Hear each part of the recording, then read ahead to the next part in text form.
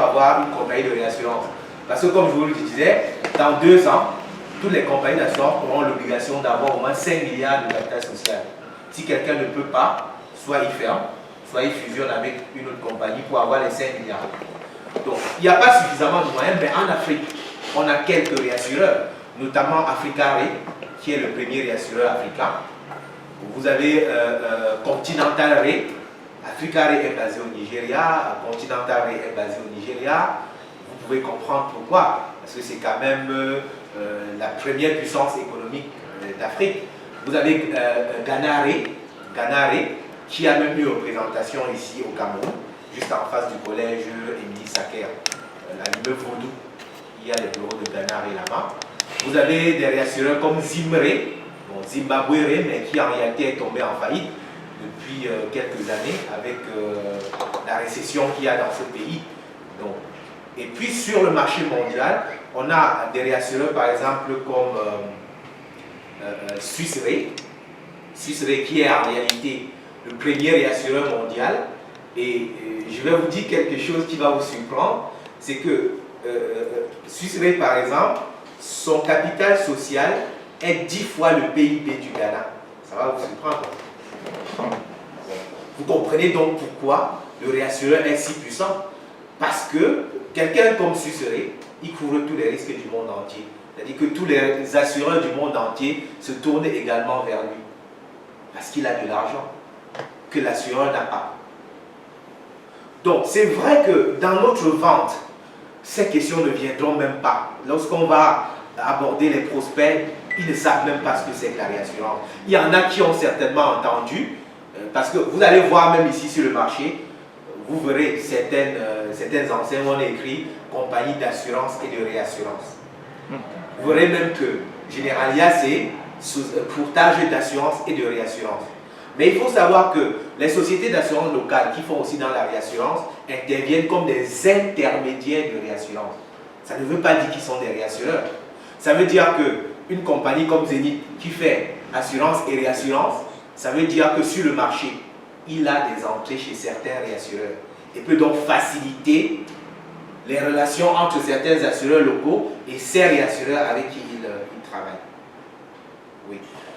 Donc pour l'instant au Cameroun, on a une seule compagnie qui a essayé de créer quelque chose qu'on peut appeler réassurance, mais qui tarde encore à marcher. Il s'agit d'Activa, qui a créé une société de réassurance qui s'appelle Globus Re, mais dont le siège ne peut pas être au Cameroun, parce que le chiffre d'affaires au Cameroun ne permet pas d'avoir une compagnie de réassurance. Le siège est au Ghana. Ça s'appelle Globus Re, mais ça tarde à se lever parce que vous savez, la réassurance demande énormément beaucoup d'argent. Donc sur le marché, les prospects vont difficilement, vraiment, à moins que vous ne tombez sur un assureur ou quelqu'un qui est aguerri, qui peut-être pour savoir si vous maîtrisez la chose, va vous poser cette question, mais c'est aussi important de savoir qui est le réassureur dans le domaine de l'assurance. Voilà. Est-ce que vous avez une question par rapport à la réassurance avant de continuer? Non, on peut prendre Zenith comme un courtier alors de... Non, Zenith n'est pas un courtier, il est une compagnie d'assurance. On ne peut pas le prendre comme un courtier, parce que tout à l'heure on va revenir au courtier, mais vous expliquer ce que c'est que le courtage, mais on peut le prendre comme un intermédiaire de réassurance. Oui. Parce qu'il y a courtier de réassurance, mais Zenith n'est pas un courtier, c'est une compagnie. Donc il représente un réassureur, donc on l'appelle intermédiaire de réassurance. Et il n'est pas courtier, pour faire la nuance. Donc s'il n'y a pas d'autres questions, on va évoluer avec... Pour moi, c'est juste... après, au niveau de... Quand vous avez listé les compagnies de réassurance, et que les terminaisons, c'est toujours... Je veux savoir... Justement, ça veut dire réassurance. Ah, d'accord. Vous avez Swiss Re qui est le premier mondial, vous avez la Score Re en France, vous avez la Munich Re en Allemagne, vous avez la Best Re au Moyen-Orient, vous avez la Partner Re au Moyen-Orient, donc ça finit toujours pareil. Vous avez Ghana Re, Continental Re, Africa Re, Zim Re, tout ça, ça veut dire réassurance. Donc la deuxième préoccupation, c'était celle de savoir quelle est la différence entre un courtier et une compagnie d'assurance? Là, ça nous intéresse beaucoup. Parce que, voyez-vous, vous ferez face à des objections sur le terrain concernant cette différence entre le courtier et la compagnie d'assurance. Parce que certains clients voudraient bien savoir pourquoi passer par un courtier que d'aller directement dans une compagnie. C'est justement ce qui nous intéresse beaucoup parce qu'il est question ici pour nous.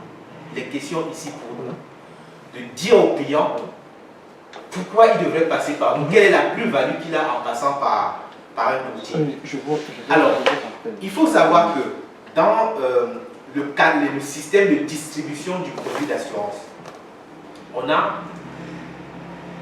a principalement deux intervenants. Le premier intervenant, c'est celui qu'on appelle l'assureur compagnie. L'assureur compagnie, c'est celui-là qui obtient deux agréments. Il a l'agrément du ministère des Finances de son pays, on est au Cameroun, donc du Cameroun, pour exercer en tant qu'assureur et aussi institution financière, parce que c'est une institution financière. De deux, avec cet agrément que son pays lui donne pour exercer, il va aller auprès de la CIMA. La CIMA, comme j'ai expliqué tout à l'heure, c'est l'organe régulateur des organes de l'assurance en Afrique, de notre côté. C'est la conférence interafricaine des marchés d'assurance. C'est elle qui donne l'agrément pour exercer dans la zone CIMA. Donc après l'agrément du ministère des Finances, on va vers la CIMA prendre un autre agrément. Et c'est dans cet agrément qu'on va détailler techniquement ce que chaque assureur est capable de faire. Parce qu'il faut savoir que tous les assureurs ne se valent pas. C'est pour ça que pour mieux connaître un assureur, il faut lui demander ou essayer de parcourir ce qu'on appelle ces traités d'assurance. Ces traités d'assurance, c'est en fait comme des pouvoirs. C'est dans ce document qu'on sait qu'est-ce qu'il est capable de faire. Par exemple, pour les risques et responsabilités civiles, jusqu'où il peut aller. Ça, c'est ce que le client parfois ne sait pas. Le client ne sait pas que pour un contrat de responsabilité civile, par exemple, il y a sur le marché camerounais seulement 5 assureurs qui peuvent aller jusqu'à 1 milliard. Les autres, c'est 300 millions, 500 millions, ainsi de suite. Donc, c'est dans les traités qu'on est capable de savoir quelle est l'étendue, les capacités d'une compagnie d'assurance à faire telle ou telle chose. Toutes les compagnies du marché n'ont par exemple pas l'agrément pour faire le risque agricole. Toutes les compagnies du marché n'ont par exemple pas l'agrément pour faire les risques pétroliers. La Sonara que vous voyez là ne peut pas être assurée par une seule compagnie d'assurance au Cameroun. C'est impossible. C'est impossible. La Sonara est d'une part assurée par co-assurance, c'est-à-dire qu'il y a plusieurs compagnies qui s'associent pour prendre le risque, mais en réalité, au niveau de la prime, elle n'encaisse qu'une infime partie. La grande partie étant réassurée. Parce que figurez-vous, s'il y a un incendie à la Sonara, c'est des milliers de milliards. Donc on ne saurait confier à une petite compagnie locale. Donc l'assureur, c'est cette personne morale qui a l'agrément du ministère des Finances. Ensuite, l'agrément de la CIMA pour exercer dans un pays donné. Alors, c'est lui qui donc techniquement couvre le risque. C'est-à-dire que c'est lui qui paye le sinistre d'un client. Je dis techniquement, c'est lui qui couvre le risque. Alors, vous devez comprendre qu'on est dans un marché où les règles ne sont toujours pas respectées. C'est pour ça que c'est difficile de faire la différence entre un assureur conseil et un assureur compagnie. Donc, parce que c'est quoi l'assureur conseil? C'est le courtier. Hein? Le vrai nom, l'autre nom du courtier, c'est l'assureur conseil. À la différence de l'assureur conseil ou courtier d'assurance, qui n'obtient qu'un seul agrément. C'est l'agrément du ministère des Finances. Donc lui, il n'obtient pas l'agrément de la CIMA parce qu'il ne couvre pas techniquement le risque. Comme son nom l'indique, l'assureur conseil, c'est celui-là qui est en réalité, comme je vais utiliser un terme, comme l'avocat du client. C'est celui qui est même capable de dire à un client, ok, pour ton risque Y, pour ta maison, pour tes bureaux, pour ton champ, voilà les garanties que tu dois prendre. Voilà les garanties qui sied avec la nature de ce que tu veux assurer. C'est lui qui est capable de négocier pour son client auprès de l'assureur compagnie les meilleurs prix. Pourquoi? Parce qu'il faut savoir que la tarification en assurance, c'est comme sur une règle de 30 cm. La loi va dire, par exemple, si vous assurez vos clients en les facturant avec un taux compris entre 5 et 9, vous leur offrez la meilleure couverture. Sauf que vous êtes d'accord avec moi que la plupart des entreprises ont une politique de profitabilité accrue. Il sait très bien que si je facture entre 5 et 9, j'offre la meilleure assurance, mais il va prendre celui de vendre toujours à un taux de 9 le plus élevé, parce qu'il veut avoir, la marge de bénéfice doit être élevée. Quelqu'un d'autre dira, ok, moi je préfère vendre à 6, à 7, parce que je veux avoir plus de clients. Mais ce qui est curieux dans notre marché, c'est que quand un assureur viendra vendre à un taux de 5, qui est toujours dans l'intervalle fixé par la loi, on aura tendance à croire qu'il n'est pas sérieux. On aura tendance à croire qu'il est très moins cher. Et par conséquent, comme il est très moins cher, c'est pas sûr qu'il va payer les sinistres. Ça, c'est des choses que le client ne connaît pas. C'est à l'assureur conseil de l'amener à comprendre qu'en réalité, là, il va acheter plus cher, pensant qu'il a la meilleure couverture. En réalité, il enrichit plutôt cet assureur. Parce que cet assureur cherche à lui vendre plus cher. Donc le rôle de l'assureur conseil, c'est d'amener donc le client à payer le juste prix. Mais aussi d'amener le client, l'accompagner à rédiger le meilleur contrat pour son client. Parce que je suis sûr que vous avez des questions, vous avez des zones d'ombre concernant l'assurance. Est-ce que les assureurs paient les sinistres? Est-ce que dans l'imagerie populaire, on pense que l'assureur, quand il fait ses contrats, quelque part il écrit en petit caractère et c'est là où il y a les pièges. Ça, c'est ce que l'imagerie populaire pense. L'imagerie populaire pense que les assureurs sont des bandits. Mais quand vous aurez l'occasion de discuter avec la plupart des gens qui disent que les assureurs sont des bandits, vous vous rendez compte que ceux-là même qui disent que les assureurs sont des bandits n'ont jamais été assurés. La plupart du temps, c'est ce qu'on a entendu. En réalité, vous devez comprendre que l'assurance n'est pas une maison de philanthropie. Chacun est là pour faire des bénéfices. C'est pour cela que, parfois, l'assureur compagnie peut monter un contrat en sa faveur. Monter un contrat dans lequel il y a des franchises qui sont énormes. Les franchises, en fait, c'est quoi? C'est la partie du sinistre qui est supportée par l'assuré. Vous allez souvent entendre quelqu'un dire, mon sinistre c'était 1 million, mais ils ne m'ont payé que 600 000. Mais il ne vous dira pas que dans son contrat, il était prévu une franchise.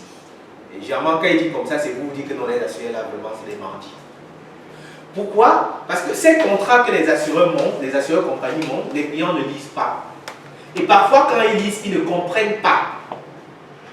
Donc, c'est à l'assureur conseil d'amener la compagnie à ne pas monter pour son client un contrat dans lequel il y a justement ces genres de clauses qui, en cas de sinistre, peut réduire son indemnisation ou tout simplement peut annuler son indemnisation. Parce que chaque assureur veut faire des contrats qui lui profitent. Si un assureur à la fin de l'année a payé moins de sinistres, il est très content parce qu'il aura beaucoup de bénéfices. Les actionnaires auront beaucoup de dividendes. Vous voyez? Donc chacun essaie, de manière dolosive, je peux le dire, de mettre des choses dans des contrats qui, à la fin, vont diminuer l'indemnisation du client. Peut-être qu'il attendait 10 millions, on va seulement lui donner 6 millions, ainsi de suite, ainsi de suite.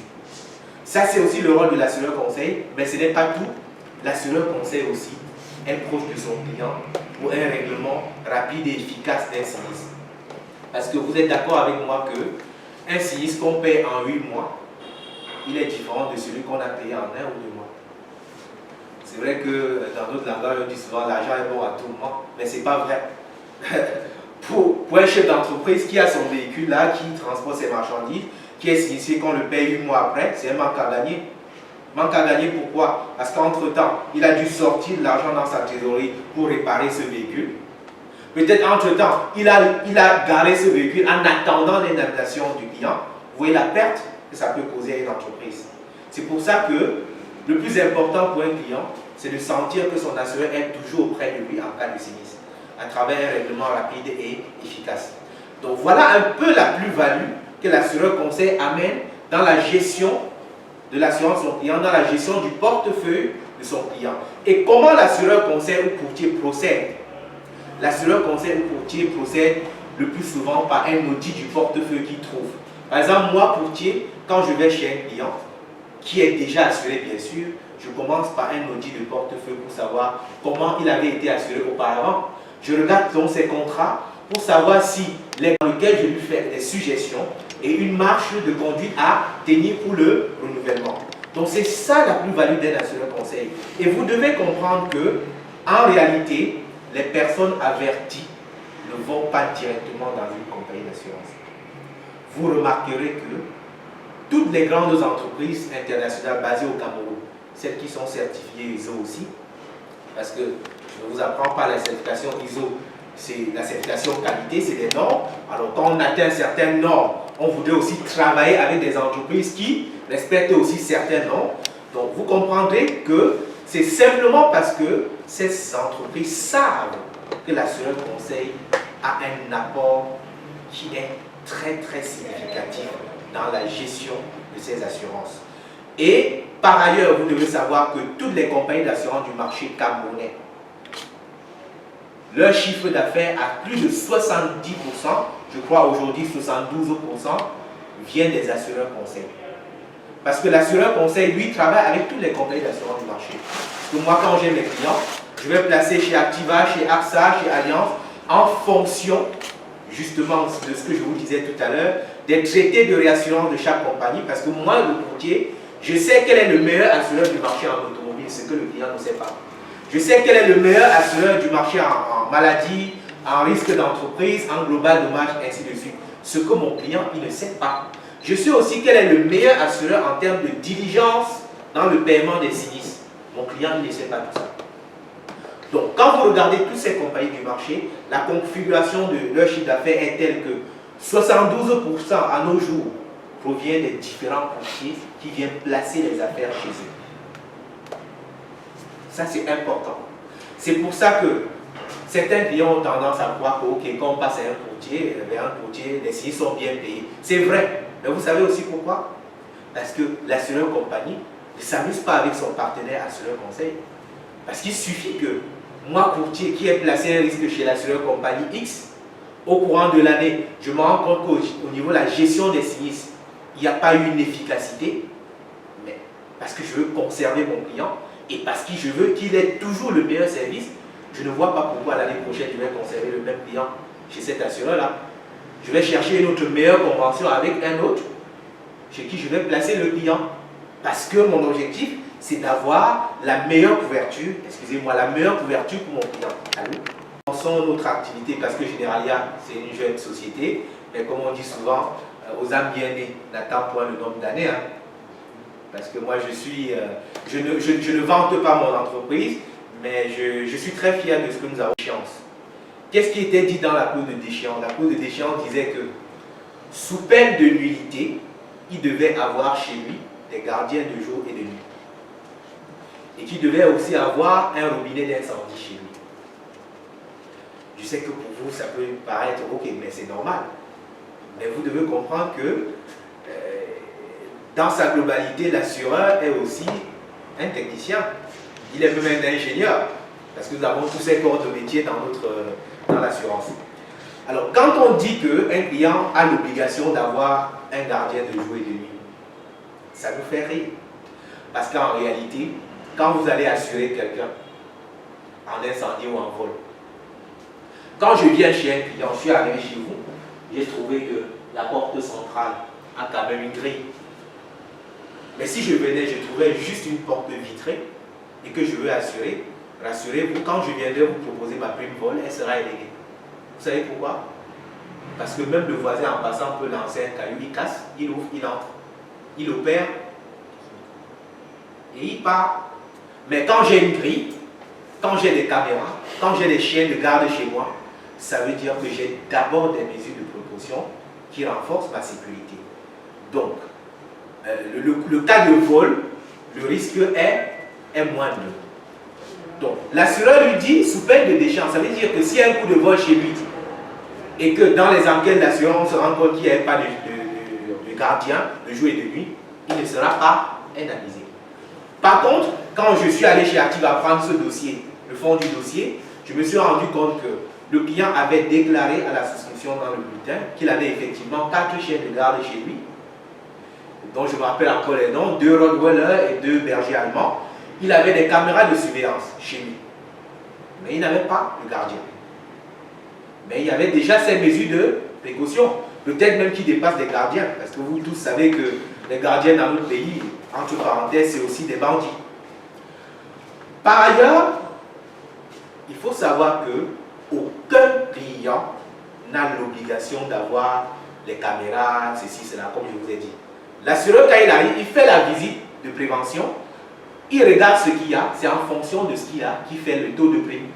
Ok, celui-là n'a aucune protection, donc il va payer cher, parce que s'il y a un cas de vol chez lui, voilà. Celui-là, il a déjà des protections, raison pour laquelle je baisse son taux de prime. Donc, on ne doit pas obliger un client à avoir cette protection, mais s'il n'a pas, facturez-le avec sa prime conséquente. Donc ça, c'était déjà du vol. De dire quelque part dans une clause que, en cas de sinistre, s'il n'a pas tout ça, il n'est pas indemnisé. Par ailleurs, on lui dit qu'il a l'obligation d'avoir un robinet d'incendie chez lui. Un domicile n'a pas l'obligation d'avoir. Vous savez ce que c'est que les robinets d'incendie? C'est obligatoire dans les installations industrielles, mais pas dans les domiciles. On fait quoi avec ça dans les domiciles? Donc on veut lui dire que si demain il y a un incendie et que l'assureur en faisant son contrôle se rend compte qu'il n'avait pas de robinet d'incendie, il va dire ok, si en avait on aurait branché et puis on aurait éteint. Et attends, ça c'est du n'importe quoi. Mais ce qui est curieux, c'est que bien qu'il était un blanc, nous qui avons souvent l'impression de penser que les blancs sont plus forts que nous, ils ne sont même pas forts, hein. C'est parfois des cancres, excusez-moi. Alors, j'ai dit bien qu'il était un blanc, il avait renouvelé ce contrat pendant 4 ans. Mais il ne s'était jamais rendu compte. Eux qui ont souvent tendance à dire qu'ils lisent beaucoup, il ne s'était jamais rendu compte. Peut-être qu'il avait même lu sans comprendre ce que ça voulait dire. Alors, qu'est-ce que l'assureur fait quand il fait un audit et il rencontre des choses comme ça? Il demande tout simplement, il écrit à la compagnie de rectifier et il choisit les articles du code de CIMA qui dit que ça ne doit pas être comme ça. Et c'est comme ça que ça a été rectifié sans aucun frais supplémentaire. Vous comprenez que si ce client entre-temps avait été sinistré, il n'aurait eu que ses yeux pour pleurer. Donc c'est ça la plus-value que le courtier apporte justement à un client. Et maintenant pour vous qui errez sur le terrain, quelle est l'autre plus-value? C'est que moi, courtier, mon agrément qu'on me donne me permet de travailler avec toutes les compagnies du marché. C'est vrai que dans ma politique, je peux choisir de ne pas travailler avec X ou Y. Comme je vous disais tout à l'heure, si je sais qu'une compagnie encaisse seulement et ne sort pas en cas de sinistre, pourquoi j'irai vers lui? Moi, je vais chercher des bons partenaires. Parce que je ne veux pas salir mon image auprès de mes clients. Vous voyez? Donc, moi qui travaille avec toutes les compagnies d'assurance, l'autre plus-value, c'est que généralement, je ne donne pas une seule offre à mon client. Si mon client vient me dire, ok, j'ai acheté mon véhicule X qui coûte 17 millions, je veux assurer, je vais lui faire une offre comparée. C'est-à-dire que je vais lui présenter une offre de moins de 2-3 compagnies. Et je vais lui dire, voilà, pourquoi je lui recommande telle autre offre, parce que peut-être les franchises sont meilleures, parce que le budget il est important, parce que. C'est ça. Justement. C'est-à-dire que sur une même plateforme, je permets à mon client de connaître le tarif de moins de 3-4 entreprises et de faire librement son choix. Donc je pense qu'en regardant ce flyers, vous aurez en résumé tout ce que je viens de dire et c'est hyper important. Voilà, est-ce qu'il y a des questions? Voilà, avant de passer aux questions, je parlais de deux principaux intervenants, l'assureur compagnie et l'assureur courtier, l'assureur conseil ou l'assureur courtier. Cependant, vous trouverez que sur le marché, il y a un autre type d'intermédiaire qu'on appelle l'agent général. Oui, c'était ma question. L'agent général. Alors, c'est quoi l'agent général? L'agent général, vous devez comprendre que sur le marché camerounais, très peu d'entreprises d'assurance ouvrent les agences. Ça va vous surprendre, n'est-ce pas? C'est difficile de voir une compagnie d'assurance qui a une agence. Mais les compagnies d'assurance se déploient sur le terrain à travers des commerciaux, personnes morales, qu'on appelle les agents généraux. Donc, c'est quoi un agent général? Un agent général, c'est une personne morale à qui une compagnie donne une autorisation pour vendre exclusivement son produit. La compagnie donne une autorisation pour vendre exclusivement son produit. Et c'est la raison pour laquelle la compagnie se doit d'habiller l'agent général comme si c'était elle-même.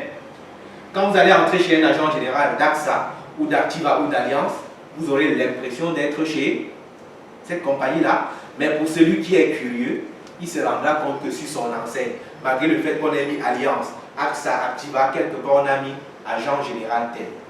Je vous prends un exemple. Moi j'ai travaillé chez Activa, j'ai fait presque 8 ans chez Activa, mais Activa n'a aucune agence. Tout ce que vous verrez dehors, que ce soit en face Bissec ici après Soka, que ce soit au rond-point Maïti à Bounamoussadi, que ce soit en face Total, que ce soit à Village, c'est des agents généraux. Pareil pour AXA, pareil pour Alliance, ainsi de suite. Les compagnies d'assurance ouvrent difficilement des agences. Généralement, leur agence, c'est au siège. C'est tout. Maintenant, elles se développent à travers les agents généraux qui ont l'obligation de ne vendre que leurs produits. La différence donc avec le courtier, comme vous l'avez compris, c'est tout simplement que l'agent général, sa marge de manœuvre est limitée à la politique interne de la compagnie. Et si la compagnie se rend compte que, ok, il prend les clients, il part placer ailleurs, la compagnie peut lui porter plainte. Je me rappelle quand j'étais à Activa, la compagnie avait porté une plainte à un agent général qui était non loin de l'église presbytérienne qui est ici, la rue de ouais, celui qui vend les médicaments là, c'est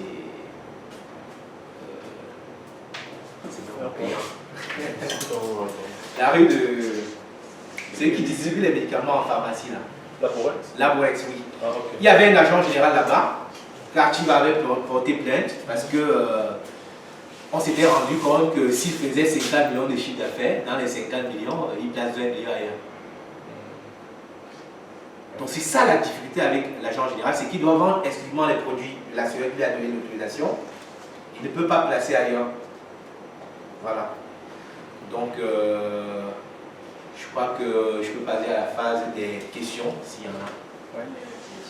Oui, voilà. Quand le courtier va vers l'assureur, Oui. par exemple, vous, courtier, vous allez faire des accès maintenant.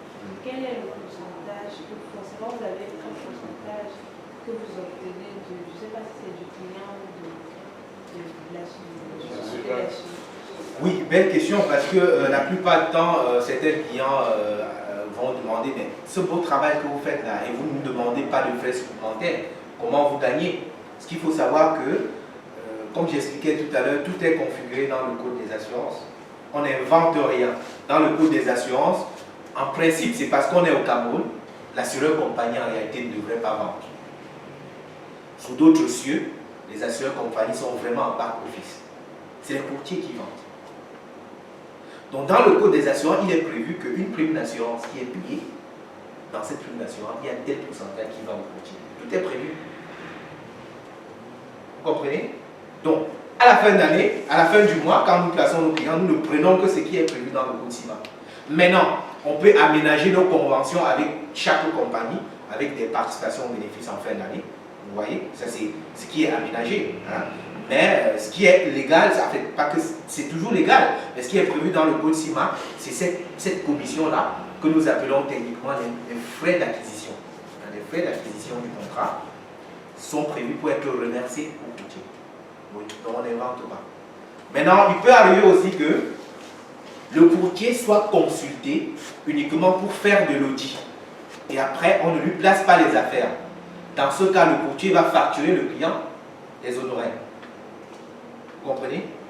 Donc le courtier, on peut appeler un courtier, l'entreprise X peut appeler un courtier, ok, viens chez moi faire un audit et tu me fais un rapport de mon portefeuille d'assurance. Ok. Moi, quand j'ai fini mon audit, je lui tiens ma note de frais. Et il me paye, je pars. Ok.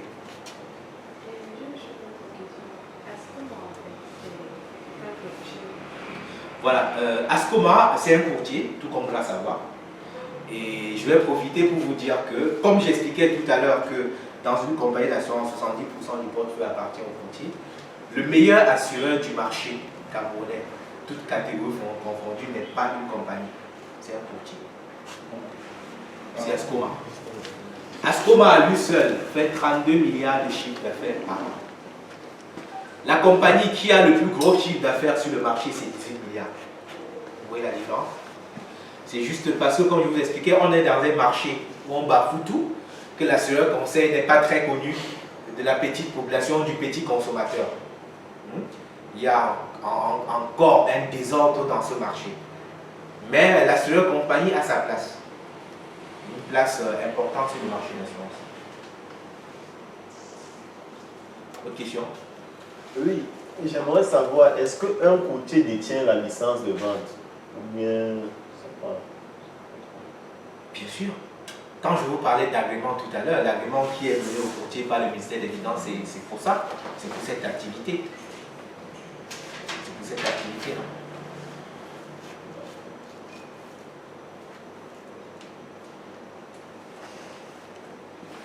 Autre question? Par rapport aux agents, dans cet immeuble, on a environ 3 ou 4 agents qui opèrent. Par exemple, il y a un bureau GMC juste au-dessus de nous. Oui. Mais ce que j'ai remarqué avec les agents, c'est que bien sûr qu'ils ont le logiciel de la compagnie, Et ils ont un autre logiciel. mais ils ont d'autres logiciels. C'est pour ça que je disais tantôt, en réalité, il y a encore un gros désordre. Vous comprenez? Et c'est ça qui pourrit le marché. Pourquoi ils disent cela? Parce que quand vous venez chez un agent, parce que les compagnies ne prennent pas le temps d'installer eux-mêmes la logistique dans ces agences. Parce qu'une compagnie devrait être en réseau avec ses agents généraux. Vous comprenez? Mais ce qui se passe, c'est ce qui tue le marché d'assurance, c'est ce qui fait qu'on nous appelle les bandits. C'est qu'un gars qui n'est parfois même pas un assureur, c'est un gars qui vendait du bois, il a appris que l'assurance donne l'argent. Il s'est installé. Il va assurer un véhicule, peut-être à 200 000. Mais ce qu'il va saisir dans le logiciel de la compagnie, c'est qu'il a assuré une moto. Si la moto coûte 16 000 et que le véhicule coûte 200 000, il fait 200 000 moins 16 000, le reste il met dans sa poche. Tant que tu n'es pas sinistré, tu ne le sauras jamais. S'il fait comme ça sur 100 clients et qu'au cours de l'année, il y a 5-10 sinistres, avec ce qu'il a volé, il peut gérer dans son bureau sans que la compagnie ne le sache. C'est comme ça qu'ils font. Et c'est dangereux pour notre métier, malheureusement. Mais vous, je considère que l'obligation pour moi, je demande que si vous avez des agents généraux, au moins une fois tous les 3 mois, vous devez envoyer, vous devez faire une descente en fait, descendre dans vos agents généraux pour voir comment ça se passe. On peut faire une descente même tous les jours, mais ça n'exclut pas cela. Puisqu'il s'agit d'un outil de travail. On parle d'outil de travail. Vous pouvez même faire la descente pendant que vous êtes assis là, le client arrive, il le fait. Comment vous saurez? Vous ne saurez jamais. Vous ne saurez jamais. En fait, mais il faut savoir que cela, c'est beaucoup plus dans certaines compagnies qui ont laissé le désordre s'installer. Parce que dans des compagnies sérieuses, il n'y a pas ce genre de choses. Allez à AXA, allez chez Alliance, chez Activa, vous ne trouverez pas des choses comme ça. Mais GMC, étant le premier assureur auto du marché, a laissé le désordre. Ils sont nombreux comme ça. Ces agents généraux qui parfois opèrent sans le logiciel métier même, qui saisissent sur Excel et tapent même parfois la machine à dactylographier. Ils tapent les attestations avec la machine à dactylographier. C'est ça justement. Une dernière question, peut-être ça a l'air un peu technique, mais je pense que c'est intéressant pour nous.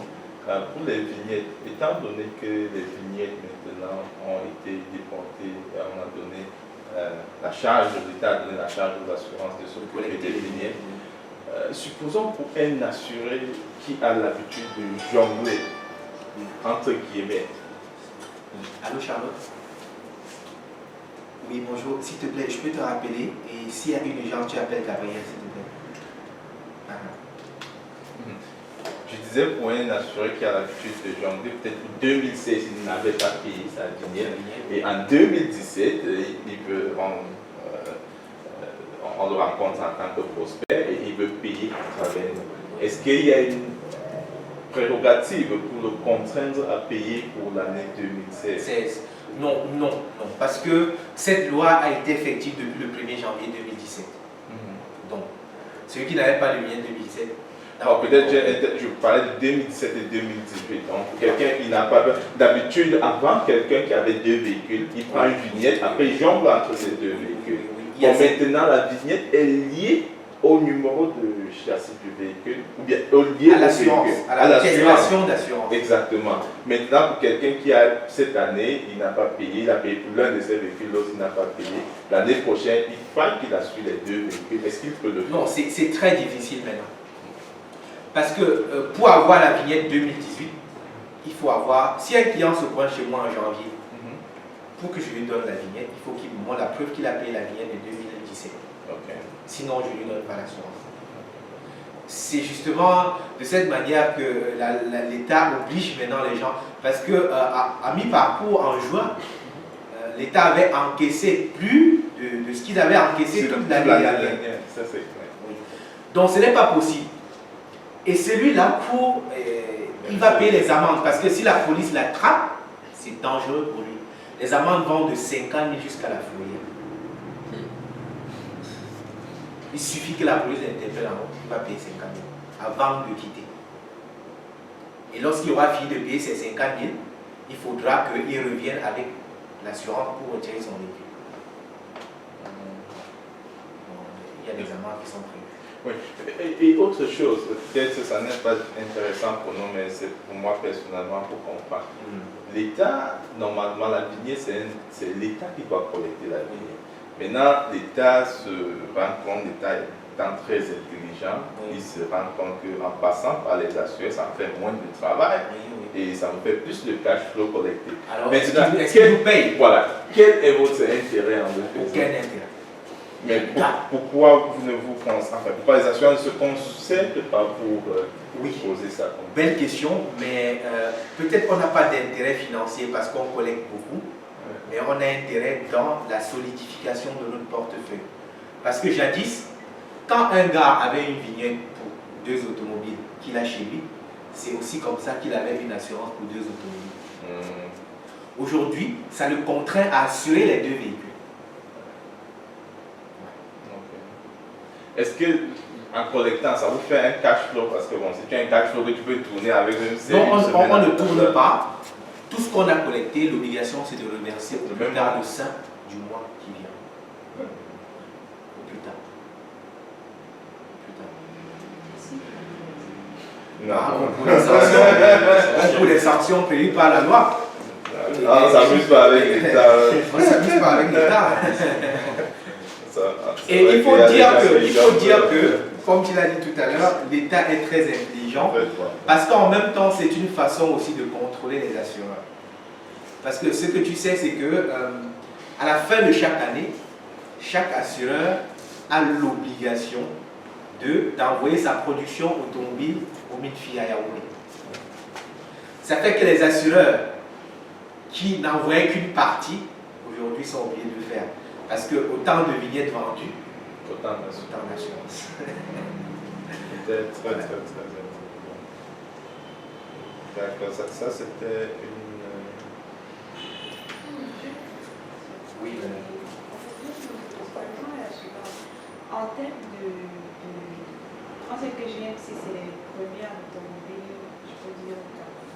Oui. Mais en assurance maladie, quelle est l'assurance la plus... qui présente le plus d'avantages? En fait, toutes les assurances maladie sont bonnes. Il n'y a pas de mauvaise assurance maladie. Mais non, il faut peut-être décrypter plutôt le modèle de gestion. Hein? Parce que c'est le modèle de gestion qui intéresse le client.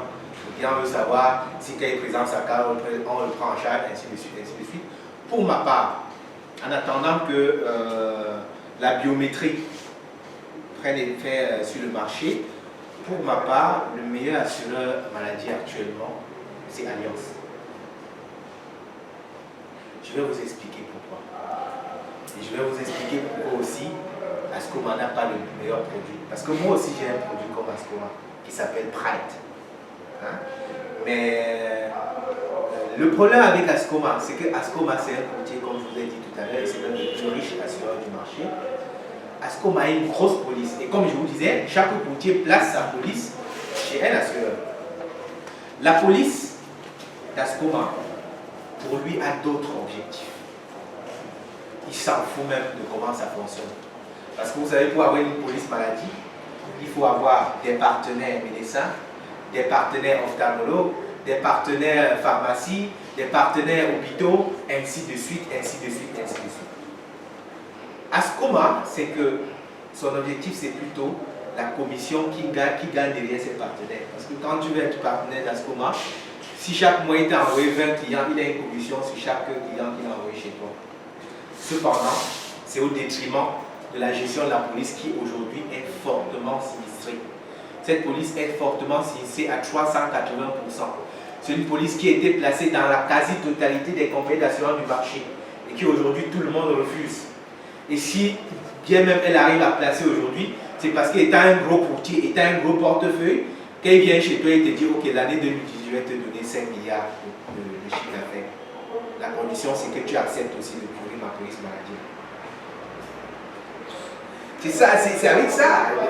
Donc, c'est comme ça qu'ils arrivent à placer encore ce portefeuille. Mais c'est un portefeuille qui est fortement sinistré. Et quand on dit qu'un portefeuille est fortement sinistré, ça veut dire que la prime aussi augmente chaque année. Parce que quand elle est sinistrée, le résultat, le rapport sinistre prime joue sur la prime à payer l'année un peu plus. Après, je vais être quoi? Autre question? Dans tous les avantages qu'on nous a présentés, si on parle d'un client pour lui proposer l'assurance, il n'a jamais été assuré, ses parents n'ont jamais été assurés, il ne sait pas ce qu'il fait. Qu'est-ce qui peut lui pousser vraiment à dire, ok, je vais aller m'assurer? Oui, il faut dire que pour ce genre de prospect, je vais obtenir le langage de la vérité, c'est souvent difficile.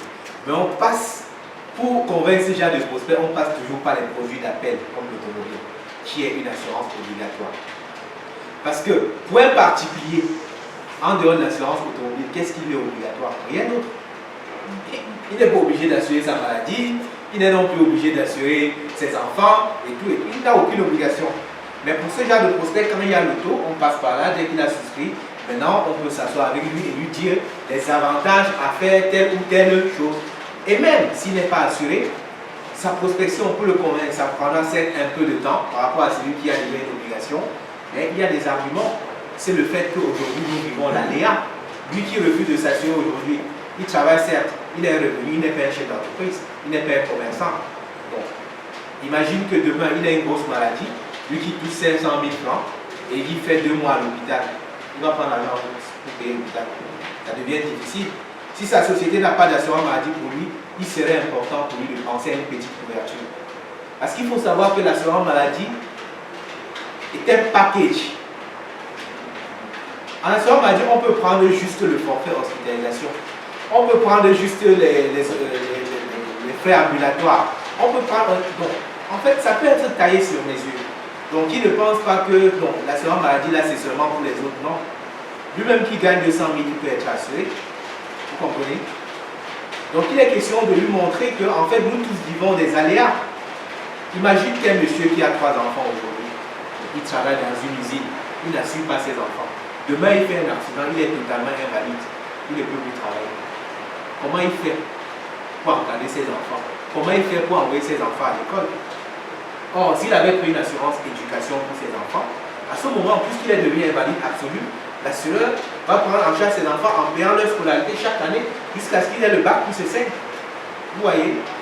Donc moi, je pense que souvent, c'est un problème de communication, un problème de, je peux dire, d'ignorance. Et c'est nous qui sommes là pour éclairer les étudiants, lui dire ce qu'il doit entendre. Parce que tant qu'on ne lui a pas dit ce qu'il doit entendre, il va se dire que l'assurance, ok, c'est n'importe quoi. Ou il va se dire que l'assurance c'est pour les riches. Oh, c'est faux. C'est faux. Et quand aucun sinistre n'arrive, est-ce qu'on veut qu'il y ait son corps verse à l'assurance? À l'assurance? À l'assuré. Non, quand on parle s'assurer, moi par exemple, je viens m'assurer, est-ce qu'il y a une sorte que moi je verse? Oui, bien sûr, c'est un service qu'on achète, c'est comme ce dit. Vous ne pouvez pas sortir de la librairie avec ce dit sans avoir payé. Et maintenant, si je n'ai aucun sinistre, qu'est-ce qui se passe? Ok, très belle question. En fait, vous savez déjà en assurance qu'il y a 2 branches. Hein. Ça, c'est aussi quelque chose qu'il faut savoir. C'est très important. C'est pour ça que je disais, sur le marché, il y a des assureurs vie et des assureurs non-vie. Il y a 2 branches d'assurance. L'assurance vie, c'est la branche qui assure les personnes physiques comme vous et moi. C'est pour ça que il y a 2 types d'assurance. Beneficial Life, par exemple, n'est pas Beneficial General. C'est 2 sociétés différentes. Hein? Activa Vie n'est pas Activa Assurance. AXA Vie n'est pas, non, Alliance Vie n'est pas Alliance Assurance. Il faut savoir. Donc il y a sur le marché ce qu'on appelle les assureurs vie qui ne couvrent que les personnes physiques. Maintenant, il y a aussi ce qu'on appelle les assureurs non-vie ou encore assureurs IARDT. IARDT. Ça veut dire incendie, accident, risque divers et transport. On peut aussi l'appeler assurance des biens et matériels. Donc, vous allez voir ces groupes qui font dans la vie et dans la non-vie. En fait, c'est deux sociétés différentes. Par exemple, chez Activa où j'étais, Activa Vie avait son directeur général, Activa Assurance son directeur général. C'est deux sociétés différentes. Donc, deux agréments bien distincts. Donc, pour ce qui concerne l'assurance des dommages, donc du matériel, pour certains contrats, des dommages matériels, il faut préciser. Parce que l'assurance maladie n'est pas une assurance vie, c'est une assurance de dommages, mais dommages corporels. En assurance dommages matériels, il est prévu que lorsqu'on n'a pas eu de sinistre, on ait des réductions. Par exemple, en automobile, après un certain nombre d'années, on peut avoir des réductions. En global dommage, quand quelqu'un a su ses usines, ses magasins, ça fait seulement 2 semaines que Generalia a payé à un client une participation au bénéfice de 7 millions. Je peux vous donner le nom de ce client, GBA. Pourquoi? Parce que sur 3 ans, il n'y a pas eu de sinistre. Si quelqu'un vous paye une prime de 17 millions l'année et que 3 années après, il n'a pas eu de sinistre, on le regarde pas comme ça. Ça, c'est pour les assurances des dommages et biens. Bon, maintenant, en assurance vie, c'est des assurances pour les assurances de capitalisation. Par exemple, l'assurance éducation, où on épargne de l'argent pour que l'assureur intervienne en cas de décès ou d'invalidité. Là-bas, c'est ton argent qui est épargné. Donc après, si tu décèdes, s'il n'y a rien, on va te donner son argent. Maintenant, pour ce qu'on appelle les assurances décès, uniquement, c'est-à-dire une association va assurer ses membres, si y a un cas de décès, on va payer, ou vous-même, vous allez prendre un contrat, ok, demain, si je décède, de verser 50 millions à ma famille. Si après la durée de votre contrat, vous êtes trouvé vivant, non, vous regardez, il n'y a rien à vous payer. Rien du tout à vous donner, c'est des assurances à fond perdu. Parce que quand quelqu'un vient me dire, ok, si dans les 5 prochaines années de décès, de reverser 50 millions à ma famille, je calcule donc, et je lui dis, ok, pour les 5 années, voilà ce que tu dois payer. Si ça donne par exemple 500 000, il paye, j'encaisse. Moi, je prie même qu'il ne meure pas. Mais aussi, comme je l'ai dit, il y a aussi un Activa, il y a aussi un système d'assurance, c'est sur 20 ans. Oui, c'est ça que j'appelais les assurances capitalisation. Il y en a plusieurs types. Il y a des assurances retraite complémentaire, il y a des assurances éducation, il y a des assurances épargne, des trucs comme les DAD. Il y a plusieurs types de contrats en fait. Il n'y a pas que chez Activa, partout on voit ces types de contrats. Bon, c'est bon pour les questions. Bon, pour faire un dernier point, ici notre objectif c'est de rencontrer des personnes pour les faire savoir le produit Generalia. Bon, on va se focaliser dans un premier temps sur l'assurance automobile, qui est un produit d'après-midi, comme tu l'as expliqué. Donc notre objectif, ce sera de recueillir certaines informations basiques du client. Ces informations vous seront transmises et avec ces informations, vous allez contacter le prospect et on va partir de là. Maintenant, quel autre suivi pensez-vous qu'on peut faire auprès du prospect, peut-être pour le mettre en contact? Parce qu'ici, par exemple, quand on fait une vente en ligne, peut-être après 2-3 jours, on appelle, ça a été livré déjà par notre livreur. Et après, on va appeler le prospect peut-être après 2 ou 3 jours pour lui demander si le produit a été bien reçu, si c'était vraiment ce qu'il avait l'intention, s'il est satisfait en un mot. Est-ce qu'avec le domaine de l'assurance, c'est quelque chose que va se faire à partir d'ici ou c'est quelque chose que vous faites déjà en interne? Donc moi je pense que pour tout, on est des partenaires. Ce serait plutôt une bonne chose de savoir que, parce que le client qui souscrit chez vous, je pense qu'il saura quand même que c'est à travers Ecomac qu'il a souscrit. C'est normal de de le relancer après. C'est ce que nous aussi on fait chez nous. C'est-à-dire qu'on a un système où après un certain temps, on va lui envoyer un SMS et pour des gros clients, on va l'appeler pour savoir s'il a été satisfait de nos prestations et lui dire qu'on est entièrement disponible s'il a un autre besoin, etc. etc. C'est important. Tout dernier point, on est en train de travailler sur un flyer qui va nous permettre de sortir. Et je crois que vous faites des promotions. Oui, actuellement, j'allais parler de cette promotion. Alors, nous sommes en train de vivre la période du mois du sourire, qui est partie du 1er novembre au 31 décembre. Alors, le mois du sourire concerne 3 types de produits. Ça concerne 3 types de produits. On a l'assurance automobile. Pour l'assurance automobile, ce qui est important de savoir, c'est qu'il ne s'agit pas de la garantie de base. Ce n'est pas sur la garantie de base qui est obligatoire, dans la responsabilité civile qu'on fait la réduction. Parce que vous savez, le tarif de la responsabilité civile, c'est un tarif du ministère des Finances. Donc, la plus grosse réduction qu'on peut faire dessus, c'est 10%, et c'est ce que tout le monde applique. On ne peut pas aller en deçà. Donc, la réduction dont il s'agit, c'est la réduction sur les garanties complémentaires. C'est-à-dire pour quelqu'un qui, après la garantie obligatoire, voudrait assurer son véhicule contre le vol, l'incendie, les bris de glace ou encore les dommages. Les dommages qu'on appelle encore tout risque. C'est important parce que l'automobile, c'est un produit d'appel. C'est important que je fasse la précision dessus. Tout risque automobile ne veut pas dire qu'un client a pris un certain nombre de garanties. Ce n'est pas ce que ça veut dire. Tout risque automobile est une garantie. Parce que, à la base, quand l'État a instauré l'obligation d'assurance automobile, c'est pourquoi? C'est pour être sûr que vous qui avez un engin à moteur, si vous causez du dommage, du tort à autrui, vous serez capable de réparer ce tort. Et pourquoi on a obligé le propriétaire d'un véhicule à domicilier sa responsabilité civile chez un assureur? Parce que comme je disais dans mes propos liminaires, on ne peut pas mesurer l'étendue du dommage qu'on peut causer à autrui. Raison pour laquelle, ok, si je casse un kiosque à bois, si c'est 50 000, ok, je peux payer. Mais si je tue quelqu'un, est-ce que je peux payer? Je ne sais pas. C'est pour ça qu'on est obligé de domicilier sa responsabilité civile chez un assureur. Donc, sur la base du contrat de responsabilité civile, qui est obligatoire et qui est la garantie souscrite par la plupart des automobilistes, ce qu'il faut savoir, c'est que la responsabilité civile que tu souscris pour ton véhicule ne couvre que le dommage que tu causes à autrui. Écoutez très bien.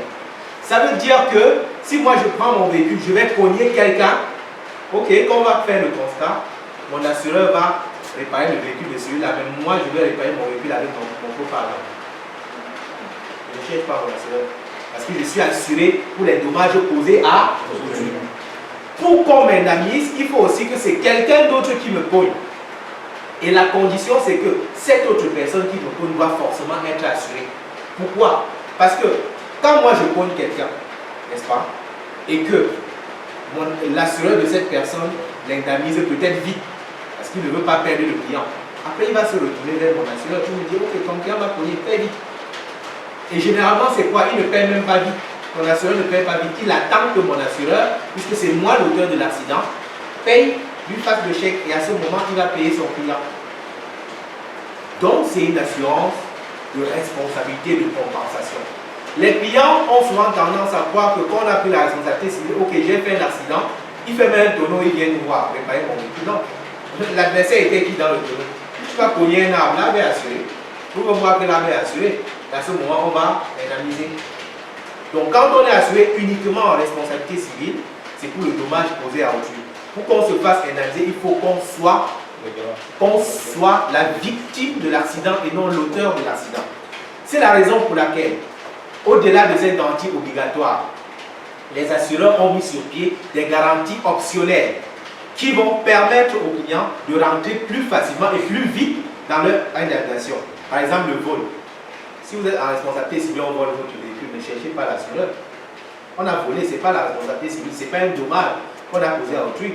Si on vient casser votre fille, ne cherchez pas l'assureur. Vous voyez? Maintenant, alors que si vous avez ces garanties complémentaires, le vol, le jour où on prend votre véhicule, l'assureur paie la valeur vénale du véhicule, c'est-à-dire la valeur du véhicule au moment où on l'a volé. S'il y a incendie, l'assureur vous paye la valeur vénale du véhicule. S'il y a bris de glace, l'assureur remplace la glace.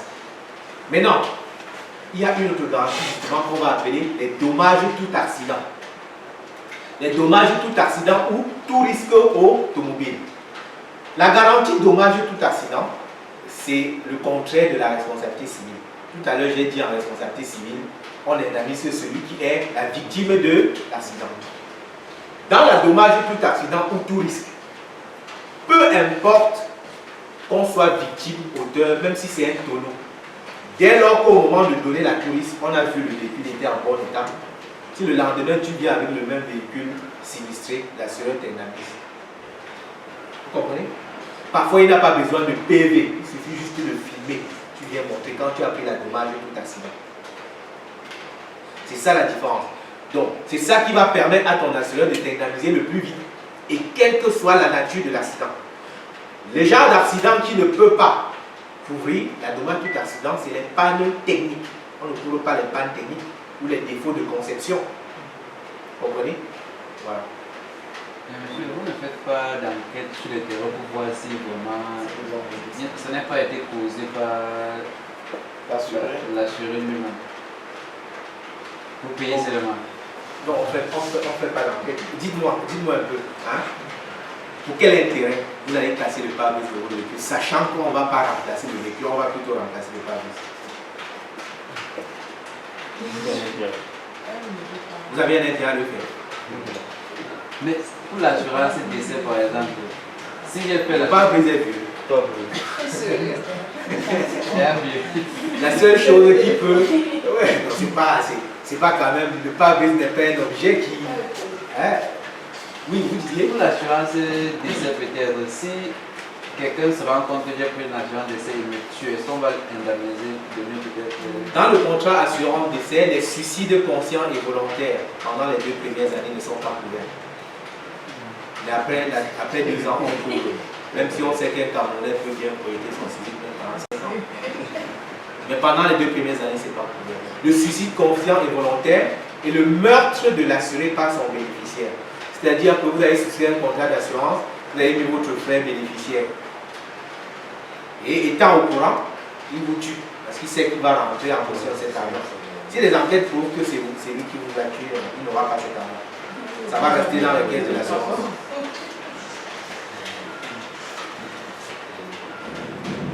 C'est bon. Donc, c'est bon. Dans tous les cas, je reste ouvert à toutes vos préoccupations. S'il y a des préoccupations, envoyez-moi un mail, on va répondre le plus vite. D'accord. Merci beaucoup, Armand, d'être venu et puis de nous avoir exercé. C'est moi qui vous remercie pour cette opportunité de parler de mon travail. Et j'espère que nous allons faire de très bonnes affaires. D'ailleurs, c'est mon gros souhait. Parce que 2018, c'est parti pour nous pour un développement. On veut avoir tout là avec nous.